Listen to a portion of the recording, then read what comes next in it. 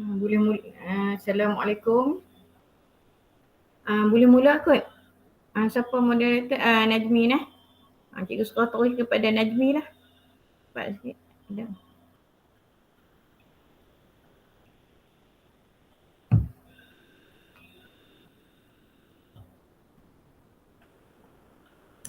Bismillahirrahmanirrahim.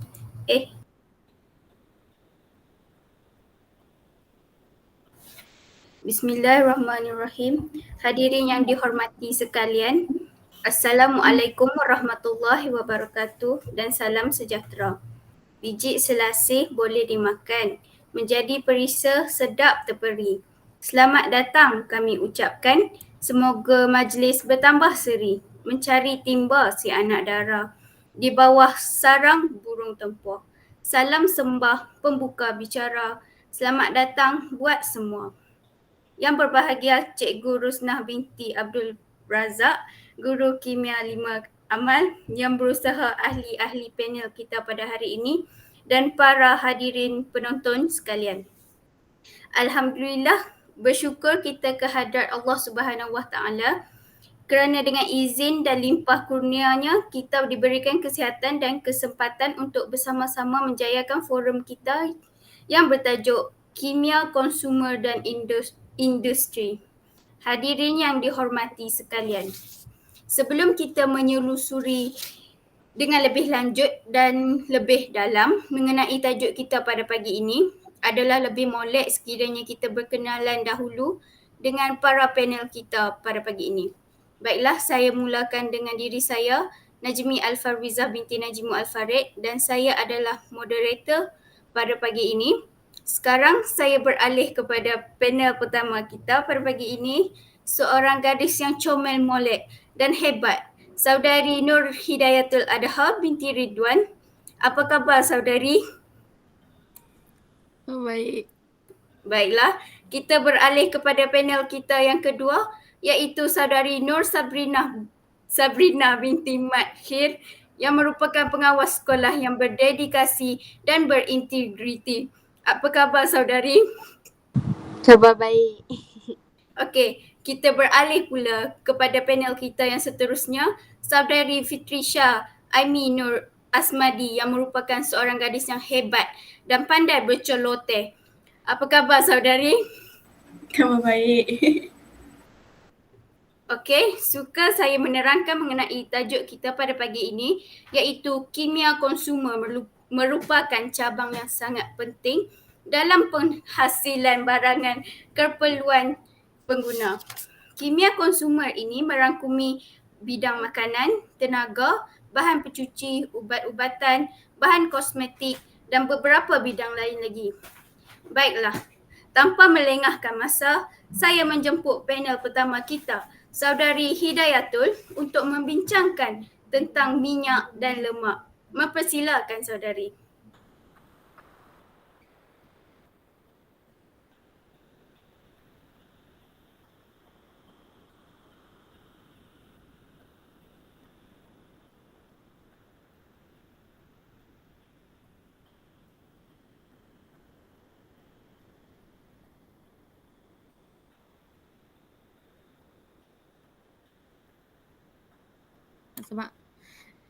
Assalamualaikum, saya Hidayatul Adha bersama ahli kumpulan saya Anis Fatini ingin membentangkan berkaitan dengan minyak dan lemak.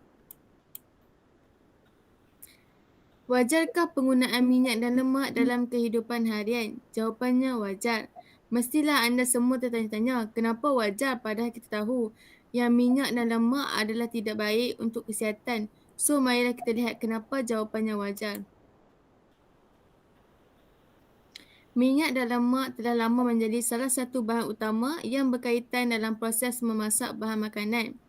Minyak dan lemak merupakan sebahagian daripada keperluan diet manusia yang berfungsi untuk memberikan tenaga, penebat suhu badan dan juga membantu dalam penyerapan vitamin-vitamin utama. Namun demikian, minyak dan lemak yang digunakan kerap dianggap memiliki kesan negatif terhadap kesihatan jika diambil secara berlebihan seperti masalah obesiti, hipertensi, diabetes dan penyakit jantung. Saya akan memberitahu lebih lanjut tentang minyak dan lemak, tetapi mari kita lihat dahulu apa itu kegunaan minyak dan lemak. Antaranya bahan api bayu. Ia digunakan untuk menghasilkan bahan api bayu seperti biodiesel untuk digunakan oleh kenderaan yang menggunakan enjin diesel. Selain itu, sabun dan bahan penjagaan diri juga merupakan antara bahan utama dalam penghasilan sabun. Bahan utama penjagaan diri seperti pelembap kulit turut menggunakan minyak dalam penghasilannya. Di samping itu, makanan haiwan digunakan untuk penghasilan makanan ternakan untuk melengkapkan keperluan nutrisi. Akhir sekali, sumber nutrisi ia dapat mengekalkan tenaga di samping membantu tubuh badan menyerap vitamin-vitamin penting seperti vitamin A, D, E dan K. Di sini saya ingin memberitahu tentang perbezaan antara minyak dan lemak. Terdapat beberapa aspek perbezaan minyak dan lemak, antaranya sumber, sifat fizik pada suhu bilik, takat lebur, kandungan asid lemak dan contoh. Minyak didapati dari sumber tumbuhan, manakala lemak dapat dari haiwan. Sifat fizik pada suhu bilik dalam bentuk minyak ialah cecair, manakala lemak dalam bentuk pepejat. Takat lebur minyak ialah rendah dan takat lebur lemak adalah tinggi. Kandungan asid lemak minyak, peratus asid lemak tak tepu yang tinggi, manakala lemak peratus asid lemak tepu yang tinggi. Untuk pengetahuan semua, lemak tepu ialah lemak yang tidak baik dan lemak tak tepu adalah lemak yang baik. Contoh minyak ialah minyak sawit dan contoh lemak ialah mentega. Walaupun tadi saya cakap minyak dan lemak wajar untuk digunakan harian, tetapi terdapat juga beberapa kesan pengambilan minyak dan lemak secara berlebihan. Kesannya ialah obesiti, hipertensi, diabetes dan penyakit jantung. Kita boleh ambil minyak dan lemak tetapi ada hadnya, iaitu 20 hingga 30% bersamaan dengan 3 hingga 4 sudu besar sahaja daripada jumlah pengambilan tenaga harian, iaitu 1,800 kalori. Yang terakhir ialah bagaimana cara kita mengawal pengambilan minyak dan lemak dalam kehidupan harian kita. Yang pertama ialah kurangkan penggunaan minyak dalam semua jenis makanan. Seterusnya, kurangkan memasak menggunakan minyak yang banyak. Okey, sekarang zaman dah moden, ada alatan memasak yang tidak menggunakan minyak langsung seperti air fryer. Saya menyarankan untuk menggunakannya sekiranya berkemampuan untuk beli kerana dia banyak kelebihan dan lebih mudah untuk masak. Yang seterusnya ialah ubah sesuai resepi masakan yang menggunakan banyak minyak seperti sambal tumis. Dan yang terakhir, pilih masakan yang menggunakan sedikit minyak, lemak dan santan. Sekian, terima kasih.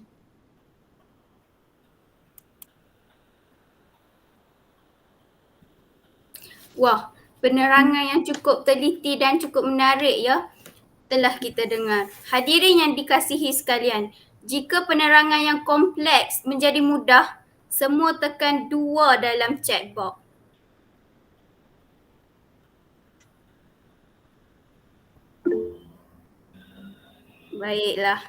Baiklah, izinkan saya menanyakan soalan kepada saudari Hidayatul. Apakah kesan pengambilan lemak tepu dalam kuantiti yang banyak? Berdasarkan soalan yang ditanya oleh moderator tersebut, pengambilan lemak tepu dalam kuantiti yang banyak boleh meningkatkan kolesterol. Ia berfungsi mengangkut kolesterol dari organ hati ke arteri dan pengumpulan kolesterol dalam arteri boleh menyebabkan arteri tersumbat dan membawa kepada serangan jantung. Wah, penerangan yang cukup terperinci ya. Baiklah, sebelum kita ke panel seterusnya, adakah hadirin sekalian mempunyai sebarang soalan? Saya ada satu soalan. Berapakah kandungan lemak tepu dan lemak tak tepu dalam minyak masak yang bagus untuk kita gunakan? Saya ucapkan terima kasih kepada saudari Sarah kerana sudi bertanyakan soalan kepada saya. Kita kalau nak beli minyak masak, kita kena tengok juga kandungannya. Minyak masak yang mengandungi kandungan lemak tepu yang rendah dan tinggi dalam lemak tak tepu adalah lebih bagus untuk kita gunakan. Penerangan yang cukup hebat sekali ya saudari. Dan terima kasih atas penerangan yang bermanfaat tadi, sebentar tadi. Baiklah, seterusnya kita menjemput panel kedua kita, saudari Sabrina, untuk menerangkan tentang bahan tambah makanan. Mempersilakan.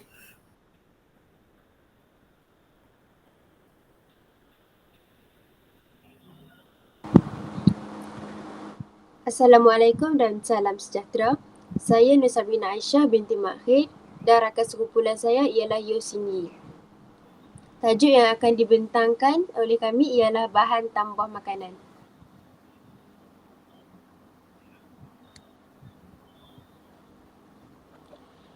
Industri penyediaan makanan, bahan-bahan seperti pewarna, perisa dan pengawet telah ditambahkan bagi tujuan menjadikan makanan itu lebih menarik, sedap dan juga tahan lama. Bahan-bahan ini dikenali sebagai bahan tambah makanan.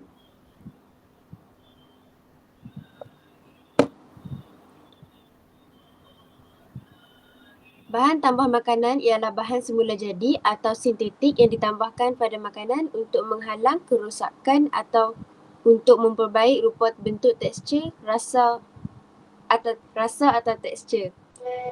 Kesan daripada kemunculan makanan yang diproses dalam industri makanan pada masa ini, lebih banyak bahan tambah makanan telah diperkenalkan sama ada berasal daripada bahan semula jadi atau sintetik. Atas kesedaran dan kepentingan pengguna, pihak Kementerian Kesihatan menguatkuasakan Akta Makanan 1983 dan Peraturan-Peraturan Makanan 1985 secara serentak. Kedua-dua akta dan peraturan yang dikuatkuasakan ini bertujuan untuk memastikan makanan yang dijual kepada orang ramai adalah selamat dimakan di samping memastikannya mempunyai label yang tidak mengelirukan pengguna. Bahan tambah makanan dibahagikan kepada 7, antaranya ialah pengawet, pengantioksida, perisa, penstabil, pengemulsi, pemekat dan pewarna.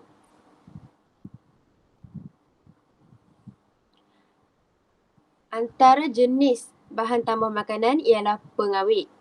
Pengawet berfungsi untuk menghalang atau melambatkan pertumbuhan bakteria atau kulat supaya makanan dapat disimpan lebih lama.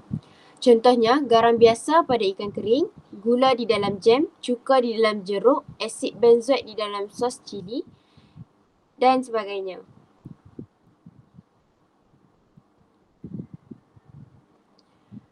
Selain itu, pengantioksida bertujuan untuk melambatkan pengoksidaan lemak dalam makanan, mencegah ketengikan makanan yang berminyak atau berlemak.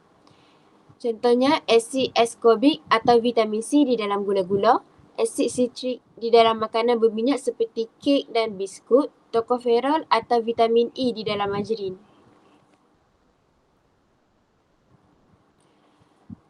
Seterusnya ialah perisa. Perisa berfungsi untuk menggantikan rasa asli yang hilang semasa pemprosesan, menambahkan rasa atau bau harum untuk menyedapkan makanan dan menggantikan perisa makanan yang mahal atau didapati secara bermusim seperti buah-buahan yang tertentu.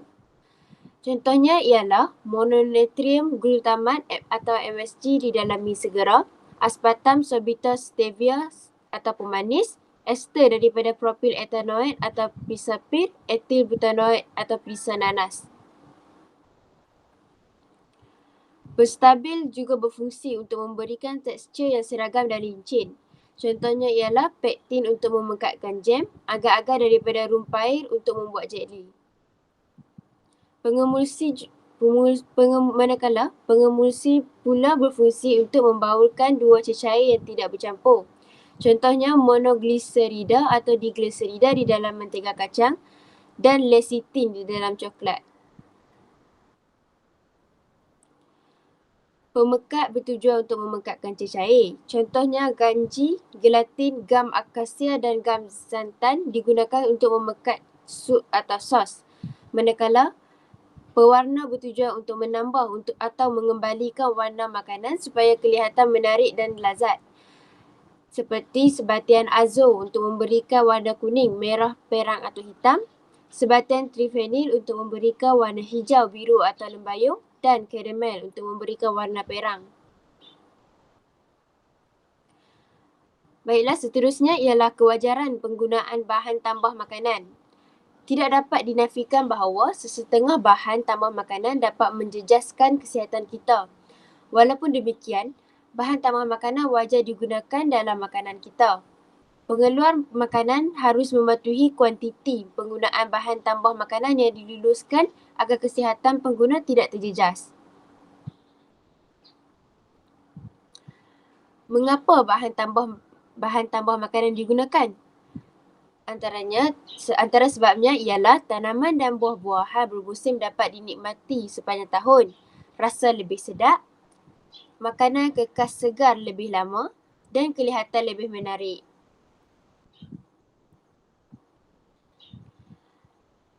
Kesan buruk bahan tambah makanan secara berlebihan.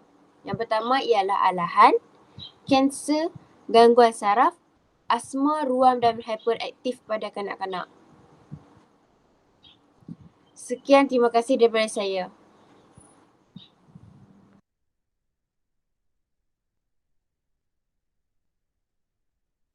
Wah, penerangan yang cukup menarik ya saudari. Jika tidak keberatan, izinkan saya menanyakan soalan kepada saudari. Soalannya, bagaimanakah gula membolehkan makanan tahan lebih lama? Terima kasih atas soalan yang diberikan. Gula menyebabkan makanan tahan lebih lama dengan mengeluarkan air dari mikroorganisma dan menghalang pertumbuhannya. Oh, begitu rupanya. Baiklah, adakah para penonton sekalian mempunyai sebarang soalan sebelum kita ke panel seterusnya? Bolehkah saya bertanya? Bolehkah saudari menerangkan bagaimana natrium nitrat bertindak sebagai bahan tambah makanan? Baiklah, terima kasih atas soalan. Natrium nitrat menghalang sausage, burger, daging daripada rosak dengan memperlahankan pertumbuhan mikroorganisma. Penerangan yang mantap sekali ya saudari. Dan terima kasih saudari kerana sudi berkongsi maklumat yang bermanfaat. Hadirin sekalian, sekiranya kekusutan anda semua terungkai, sila tekan 3 dalam chat box.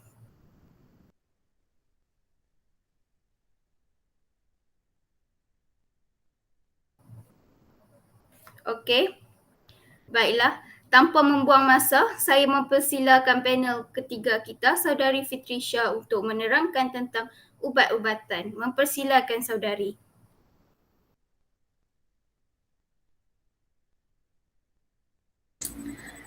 Assalamualaikum dan salam sejahtera.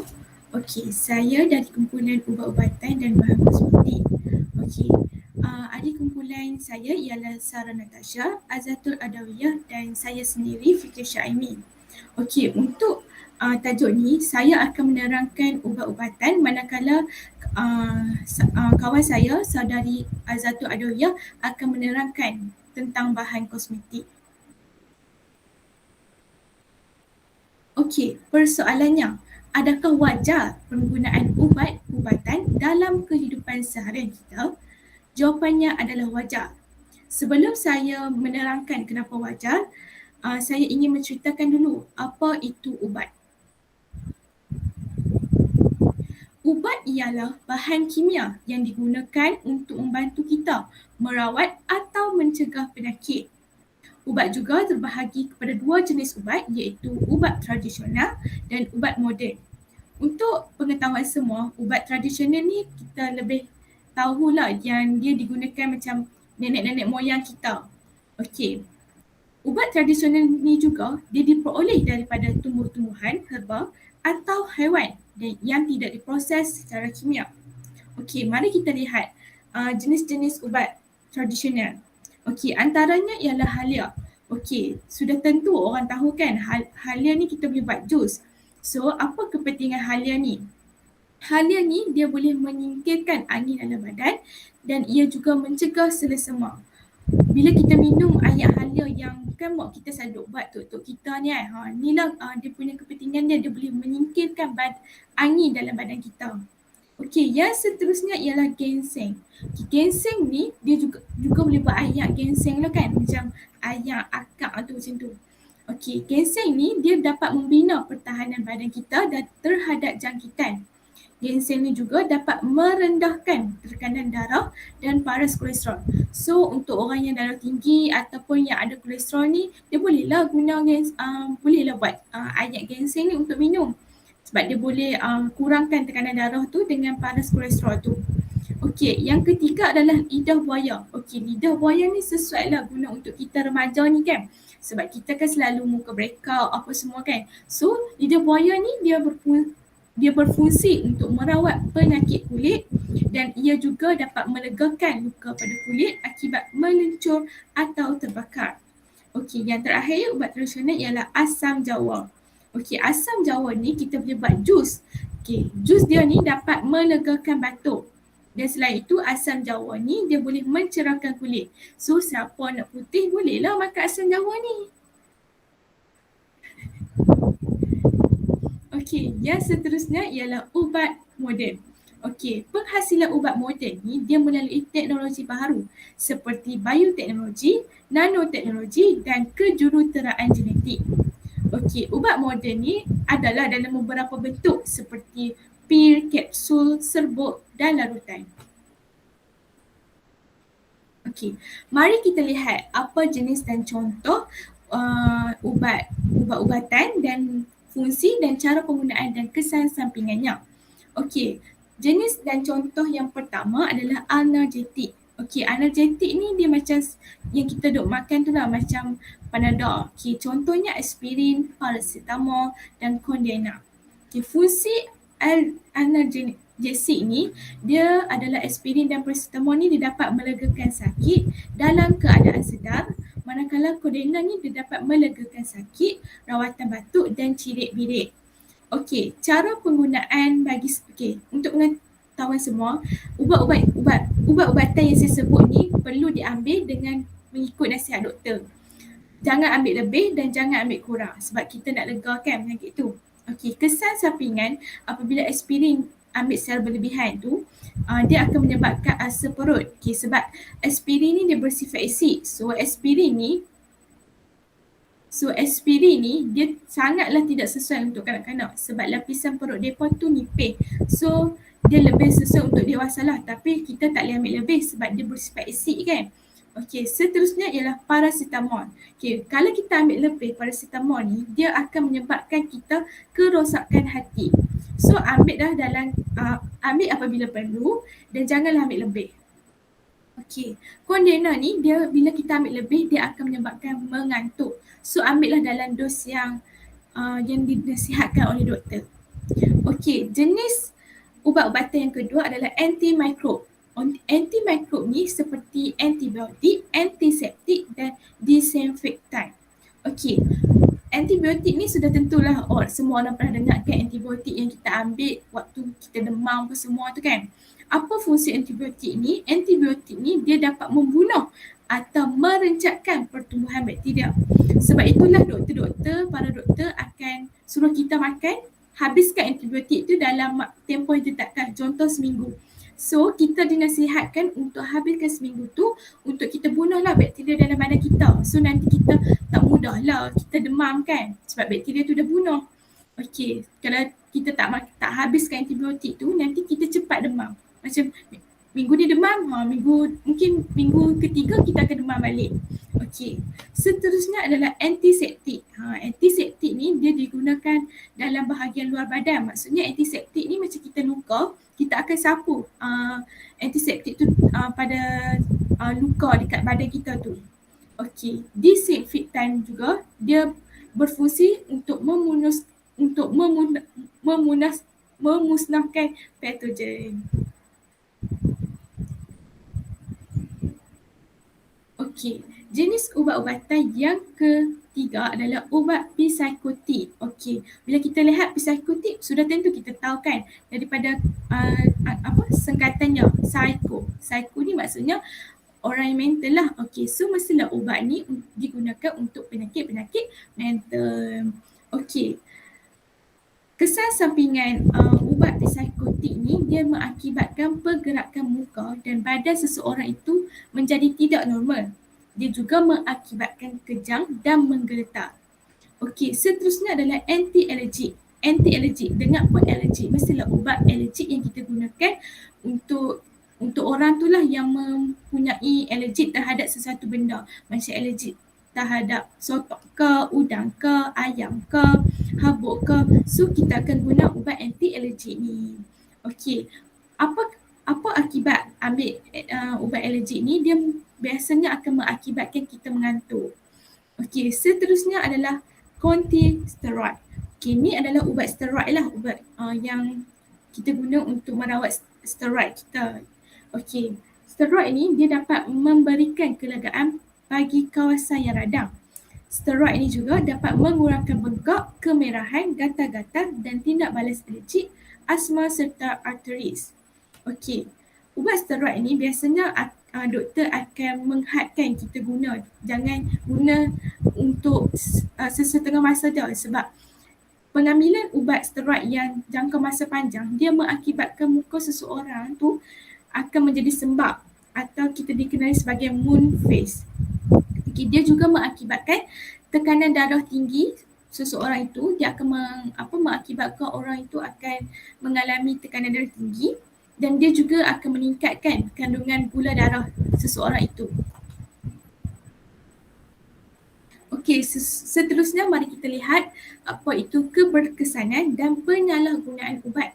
Okey, keberkesanan ubat ialah dia dapat digunakan untuk merawat pelbagai jenis penyakit. Semua penyakit bolehlah kecuali kanser. Sebab kanser kita tak ada ubat lagi. Okey, yang kedua adalah dapat kepercayaan ramai kerana dibuktikan secara saintifik. Okey, ni saya kata contoh kalau kita demam, kita ambil ubat. So bila kita makan ubat tu dengan izin Allah kita lega. So dapatlah kepercayaan orang ramai sebab dia dapat melegakan demam kita tu dan penyakit-penyakit lain lah. Okey, yang seterusnya adalah tempoh rawatan lebih pendek. Contoh kita ambil ubat dalam 3 hari, kita dah boleh lega dah. So cepatlah, malah kita boleh lega dalam 1 hari bila kita ambil ubat. Okey, penyalahgunaan ubat dia penggunaan dos ubat yang tidak tepat atau melebihi, dia akan memberikan kesan yang tidak sepatutnya kepada individu tersebut.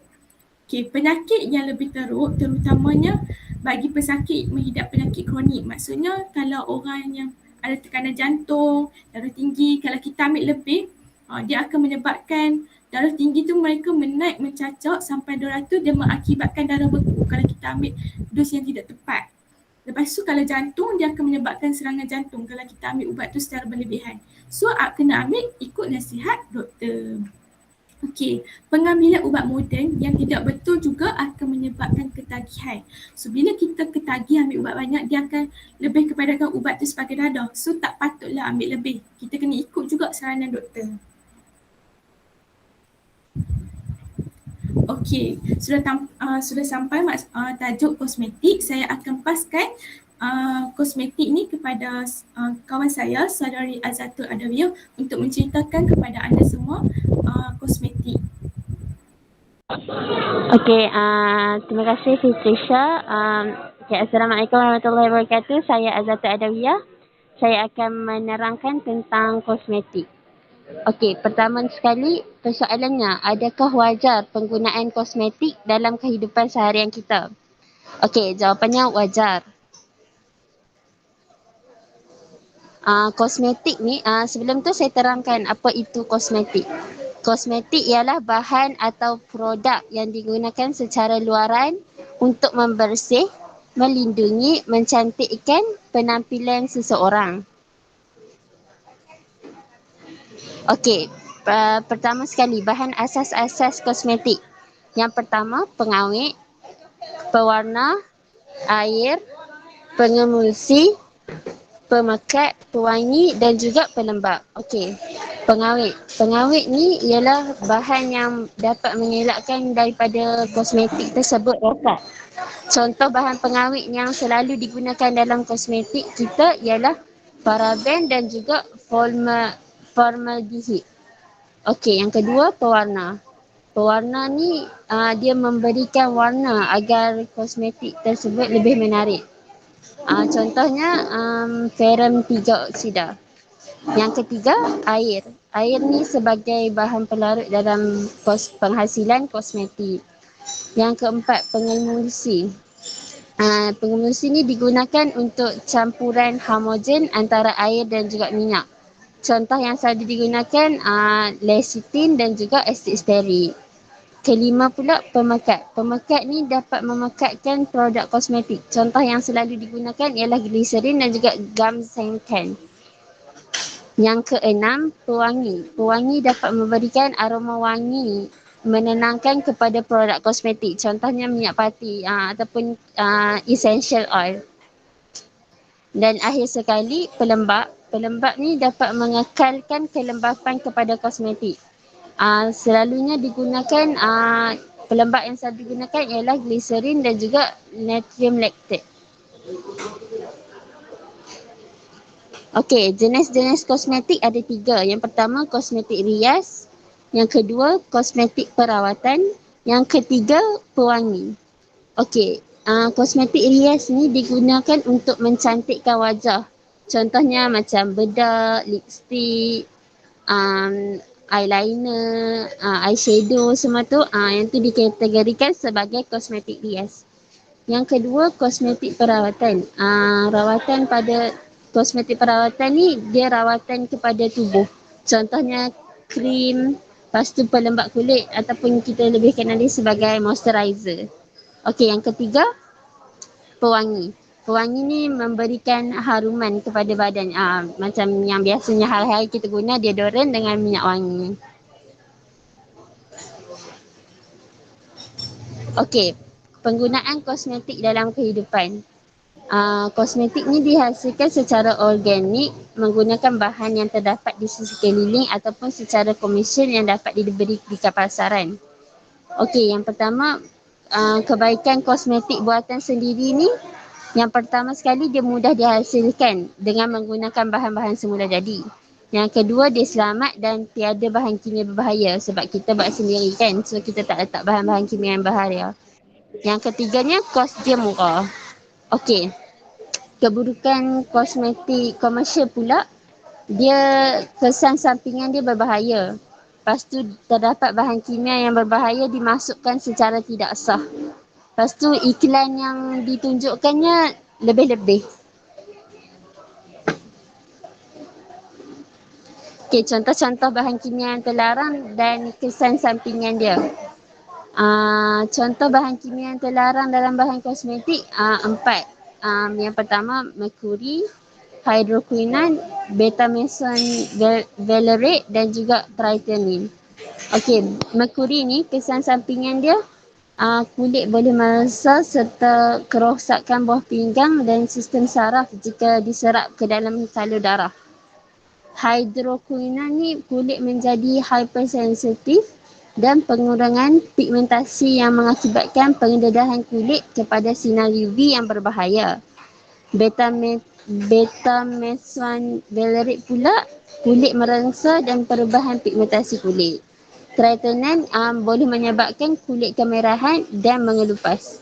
Okey, merkuri hydroquinone dengan betamethasone valerate ni selalunya dimasukkan dalam krim pemutih serta produk kosmetik lain yang tidak sah. Tritium pula dimasukkan dalam krim jerawat. Okey, kita sebagai pengguna, kita kena peka dengan apa benda yang kita beli, kosmetik yang kita beli.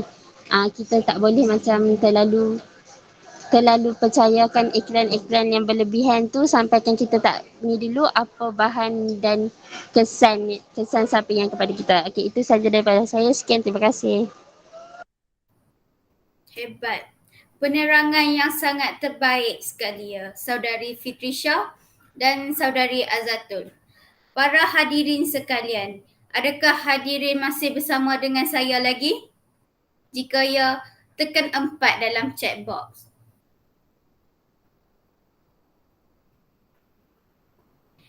Baiklah. Adakah para hadirin sekalian mempunyai sebarang soalan tentang ubat-ubatan?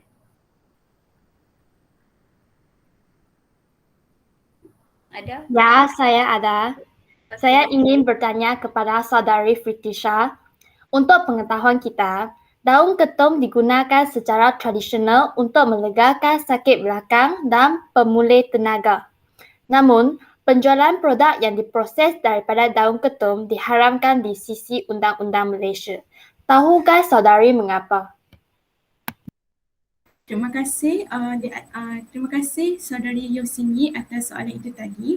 Okey, sebenarnya ketum ni kalau kita tengok zaman tok nenek moyang kita tu bagus sebenarnya digunakan, tapi orang dulu-dulu dia banyak gunakan ketum ni untuk merawat sakit belakang dan untuk pemulih tenaga. Maksudnya dia pun tak ambil selalu. Okey, yang jadi salah pada zaman sekarang ni orang-orang kita ni kebanyakan orang muda dekat kampung-kampung tu, mereka ambil ketum ni secara berlebihan. Mereka rebus dan mereka minum ketum tu. Maksudnya tiap-tiap hari, tiap-tiap masa mereka mesti kena ambil daun ketum tu. Kalau tak ambil, dia pun tak boleh lah. Dia pun macam tak boleh duduk. Sebab katanya ketum tu bagi tenaga kat mereka, bagi mereka kuat. Okey, mereka juga campurkan air ketum tu dengan air berkarbonat. Contohnya macam Pepsi ke, air Coca-Cola ke. Okey, di situ nampak dah salah sebab dia bila kita masukkan dalam air tu dia jadi benda lain dah. Okey. Bila kita ambil ketum ni secara berlebihan, dia menyebabkan mereka ni ketagih. So bila ketagih tu, dia seolah-olah ketum tu dah macam dadah. So sebab itulah undang-undang kita ni salahkan ketum di zaman sekarang ni sebab disebabkan masyarakat ni mereka perlukan sangatlah ketum ni untuk mereka minum, katanya untuk kuat. Okey, bila kita ambil ketum ni secara berlebihan, mereka akan menjadi macam pening-pening, merupakan mabuk. So sangatlah bahaya buat mereka bila mereka memandu kereta bila dalam keadaan mabuk. Sebab itulah ketum ni salah di sisi undang-undang dan di bawah akta dadah yang berbahaya. So janganlah ambil ketum sebab ketum membawa pada. Okey, terima kasih. Wah, penerangan yang mantap dan memutu sekali ya saudari. Dan terima kasih saudari kerana berkongsi berkenaan maklumat yang sangat menarik sekali ya. Okey, baiklah. Hadirin sekalian, adakah hadirin mempunyai sebarang soalan tentang bahan kosmetik sebelum kita menamatkan forum kita? Assalamualaikum. Ya, saya ada satu soalan untuk ditanyakan kepada saudari Azata berkaitan bahan kosmetik ni. Alat kosmetik komersial selalunya mengandungi bahan kimia terlarang kan? Contohnya seperti merkuri. Jadi, apakah contoh produk yang selalunya mengandungi bahan tersebut? Okey, terima kasih saudari Amelia. Okey, bagi menjawab pertanyaan saudari, bahan terlarang merkuri yang selalunya ada dalam kosmetik krim, bukan krim pemutih yang selalu merkuri ni terdapat merkuri dalam krim pemutih yang selalunya alat kosmetik yang terdapat dalam ni ialah krim pemutih. Okey, disebabkan kita lebih pentingkan untuk memutihkan kulit kan. So kita hanya beli tanpa menyedari apa kesan sampingan yang bakal berlaku kepada kita. Okey, kita sebagai pengguna yang bijak, kita kena pilih dulu bahan-bahan yang elok dipakai untuk kulit kita. Di samping menjaga kecantikan, kita juga kena jaga kesihatan kulit kita. Okey, sekian, terima kasih.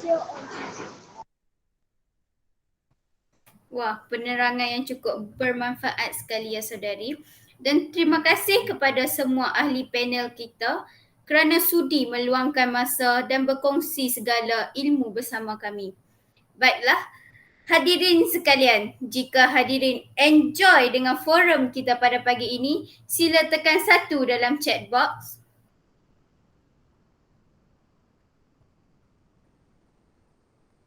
Bagus. Baiklah, sampai sini sahaja forum kita pada pagi ini. Saya akhiri dengan wabillahi taufik wal hidayah. Wassalamualaikum warahmatullahi wabarakatuh. Dan sekian, terima kasih.